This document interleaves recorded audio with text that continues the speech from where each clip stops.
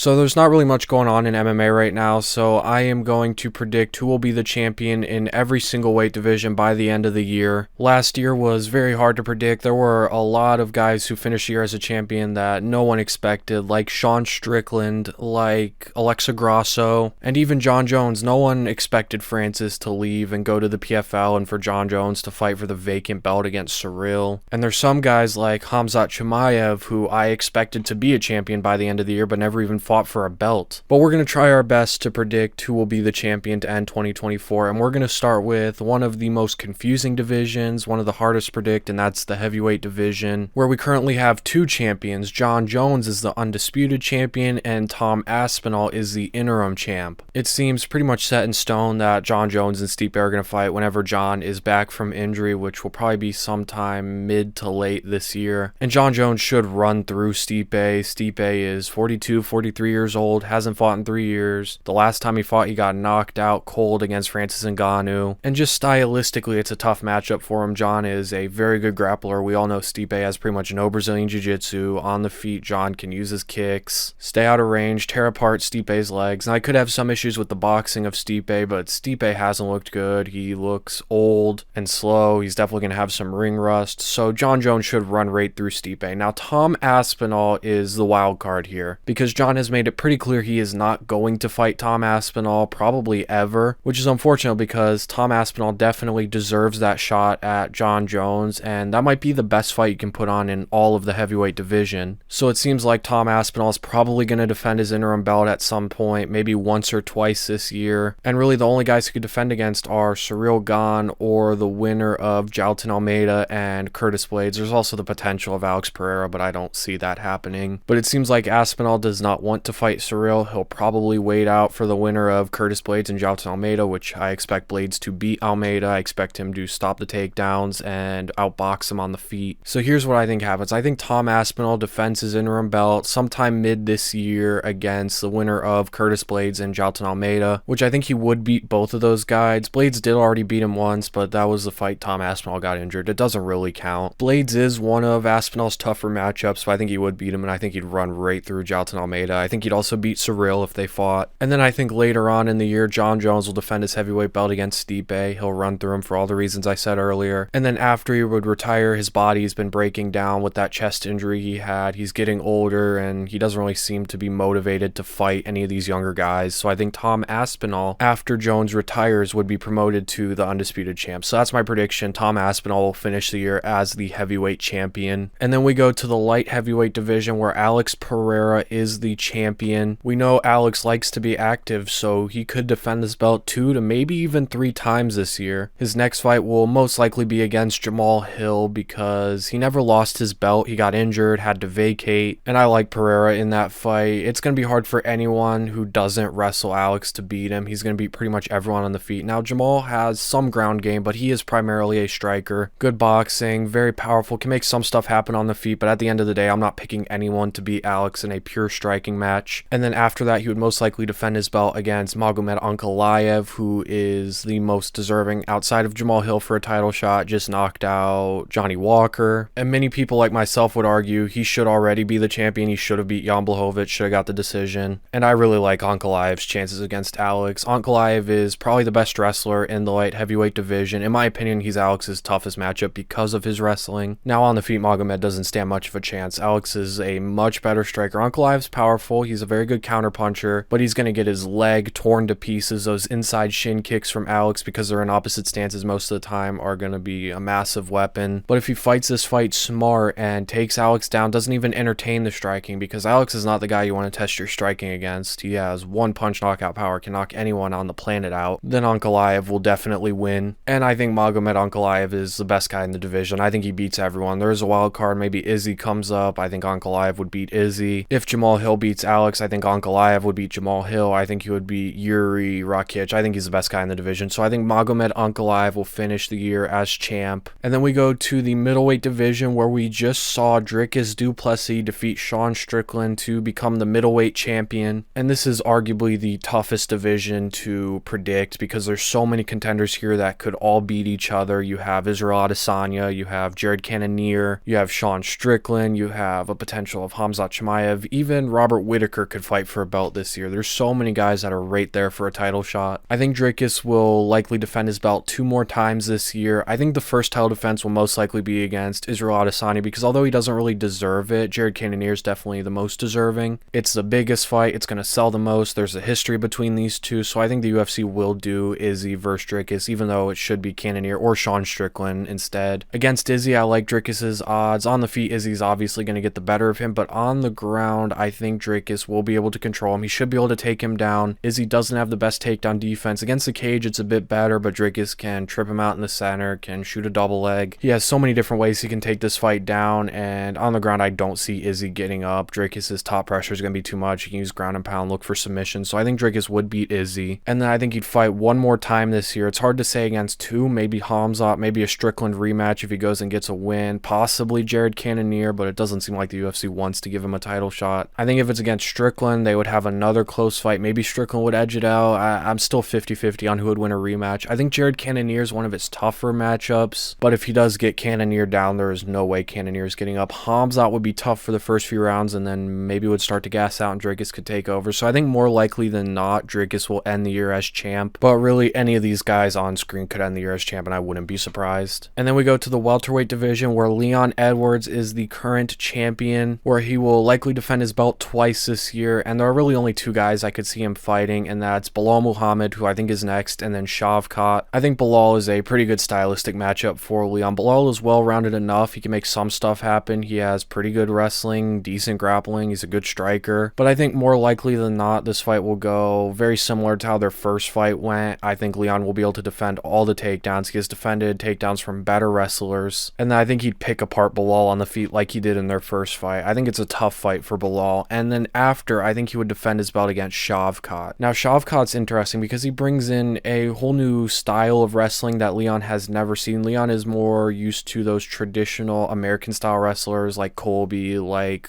Usman, whereas Shavkat brings a different approach to wrestling that Leon's not used to. He also has very good grappling, very good submissions, which is something that is very different from the 2 guys Leon has fought. Usman, we all know, has pretty much no grappling, isn't a submission threat. Colby has some good grappling, some decent submissions, but he is not near the submission artist that Shavkat is. Shavkat's probably the best submission artist in all of the welterweight division. Combine that with the size and strength and how good his wrestling is, and we all know whenever Leon gets taken down, he likes to turtle, give up his back to get up. He did that time and time again against Usman. He can get away with it against Usman because Usman's not going to take his back, not going to attempt submissions, not try and choke him out, whereas Shavkat will. And then on the feet, although Leon definitely has the advantage, Shavkat is no slouch. He is very dangerous, has a very good jab, very powerful. He has a good right cross, some good kicks. The only issue with Shavkat on the feet is he doesn't really move his head. He doesn't have the best defense. He's going to be much easier for Leon to hit. But in the end, I think Shavkat would beat Leon, so I'm going to pick Shavkat to end the year as champion. There is also the wild card of Islam Makhachev. I have seen some rumors that he's going to fight Leon for the welterweight belt. I think more likely than not, Islam will fight for the welterweight belt next year. There's too many contenders at lightweight right now. But if they were to fight, I think Leon and Islam would have a competitive fight. I think Islam would beat Leon, but I'm not confident in that. But I am going to pick Shavkat to be the champion to end 2024. I have Leon Edwards in second place, Belal Muhammad in third place, and Islam Makhachev in fourth place. And then we go to the easiest division to predict, in my opinion, the lightweight division, where Islam Makhachev is the champion, and I don't see anyone beating Islam at his division for a long time. He'll probably defend his belt once or twice this year. We know Charles and Arman are going to fight each other on UFC 300. Islam will probably fight the winner. I do think Charles will beat Arman. I think his grappling style is way too dangerous, will help mitigate some of Arman's wrestling, and then on the feet, I think Charles is a better striker. He's more dangerous. So I think Charles would beat Arman, and then in Islam and Charles rematch, Charles can win. I think Charles is the toughest matchup for Islam in the division, but I think in the end, Islam would just be too much. His grappling, his striking has got a whole lot better. So I do think Islam would beat Charles, and if Arman beat Charles, I think Islam would also beat Arman. And then later in the year, if he defends his belt a second time, it would most likely be against Justin Gaethje, who I definitely see beating Max Holloway. And Justin can be problematic for Islam on the feet. He's very dangerous. The leg kicks would be a very good weapon. He has decent boxing, a good left hook, a good jab, a good uppercut, and he has good takedown defense, especially in the center of the cage. Against the fence, it's not great, but the second this fight touches the ground, I think Islam submits him. Gaethje has pretty much no grappling, so I definitely am picking Islam to be the champion to end the year. I guess I'll put Charles number 2, Arman number 3, and Gaethje number 4. And then we go to the featherweight division where Alexander Volkanovski, who has been a dominant champ, is still the champ. We know he's facing Ilia Topuria next. It's probably his toughest matchup in the whole division at this point. Coming off the knockout, Ilia's undefeated, has all the momentum, and we don't know how Volk is going to show up for this fight. We don't know how that knockout will have affected him physically and mentally. He's also getting up there in age. He's, I think, 35, 36. But stylistically, if the Volk from the past shows up, he has a great style to beat Ilia. He has amazing takedown defense to neutralize Ilia's grappling. He has the leg kicks and the long-ranged attacks, the jabs, the crosses to neutralize Ilia's pocket boxing. That's where Ilia wants to be, all up in Volk's face, in the pocket. But we all know Ilia has a big weakness to the leg kicks because of his stance, how heavy he is on that lead leg. He doesn't check leg kicks. And we all know Volk has very good leg kicks. He used them in the first Max Holloway fight very effectively against a guy with a very similar stance to Ilia. So I do see Volk beating Ilia, and then after that, Volk will probably defend his belt once or twice more this year. But I don't see anyone else standing much of a chance. I think he would beat Max Holloway. I think he would beat Movsar. You got the winner of Aljamain and Calvin Kattar. I think he'd beat both of them. And even if Ilia does beat Volk, they would probably do the immediate rematch. So I don't really see anyone besides Volk or Ilia being the champion this year. And I think Volk beats Ilia, so I'm going to pick Volk to end the year as champion, with Ilia in second place and then everyone else far down in third, fourth, and fifth place. And then we go to the new bantamweight champ, the guy no one expected to be the champion to end the year, Sean O'Malley, and we all know he's going to be facing Marlon Chito Vera in a month, and that should be a good fight. I think Sean will get the better of him. I think Chito's slow starts are going to hurt him. I think Sean should be able to defend the takedowns, can use his distance striking. The leg kicks are still going to be a good weapon for Chito, but I think Sean's leg kicking defense has got better. So I think Sean should beat Chito, and then Sean will likely defend his belt maybe one time later on in the year. And he will most likely defend it against the winner of Merab Cejudo. There's also Corey Sandhagen there. We don't know how his injury is. We don't know when he'll be back. So I think more likely than not, the winner of Merab Cejudo will fight Sean later in the year. I do think Merab will beat Cejudo. It is a tough fight for Merab. Cejudo has very good takedown defense. He's a more technical striker. He's a more dangerous striker. It's a tough fight for Merab, but I think Merab's pace and pressure will be too much. Even if Cejudo does defend the takedowns, Merab can push him up against the cage and hold him there, or try and work for a takedown off the cage like Aljamain Sterling did. He also does have Aljo in his corner, who had a whole camp for Cejudo and fought 5 rounds with him. So I think Merab will beat Cejudo and face Sean later on in the year. And honestly, I don't think it's as clear as most people think. I think Sean has a better chance than most are giving him, but I do think Merab would beat him. I think that wrestling style Merab has is very detrimental to Sean. I think the pressure will be too much, the volume striking, although Sean can use his distance very well. And Sean's probably the hardest hitting bantamweight maybe ever and can knock anyone on the planet out. I do think Merab would beat Sean, so I am going to pick Merab to end the year as champion. And then we go to the flyweight division where Alejandro Pantoja is the current champ, and he will most likely defend his belt twice next year. He said recently that he's going to defend his belt on that Brazil card, most likely against Amir Albazi, who is definitely the most deserving of a title shot. I thought he deserved it over Brandon Royval, and assuming he is back from injury, because he did pull out of his fight against Brandon Moreno, I think he will be next for the title shot, and I think Pantoja will beat him. To be honest, it's hard for me to see anyone beating Pantoja until some of the younger guys like Mohamed Mokaev come up and fight for the title. And then for a second title defense, I think it will be against the winner of Brandon Royval and Brandon Moreno. If Royval wins, then I don't think they give him the title shot, but if Moreno wins, which I think he will, I think they'll probably give him the 4th fight against Pantoja, even though he's already lost 3 times to the guy. It was a competitive fight last time, and it was, in my opinion, the best fight of the year, so for that reason, they'll probably give him the title shot. I think Pantoja would beat Moreno again. There's also the potential of Manel Kep, Mateusz Nicolau, maybe even Davison Figueiredo, but it seems like Figueiredo's at 135 permanently, even though I think Figueiredo is the toughest matchup for Pantoja. So I think Alejandro Pantoja will end the year as champ. I have Brandon Moreno in 2nd place, Amir Albazi in 3rd place, Manel Kep in 4th place, and maybe Mohamed Mokaev in 5th place. I think if Mokaev fought him, he'd have a pretty good shot, but I don't think he'll fight for a belt this year. I think most likely he'll fight for the belt next year, and that's where we'll see him possibly beat Pantoja. And then we go to the women's divisions. We got the women's bantamweight division where we got the new champ, Raquel Pennington. Amanda Nunes retired. Raquel Raquel Pennington has filled in, just beat Mayra Bueno Silva. Now, Amanda Nunes did hint at a return in that interview with, I think, Megan O'Leary. I forget who the interview with.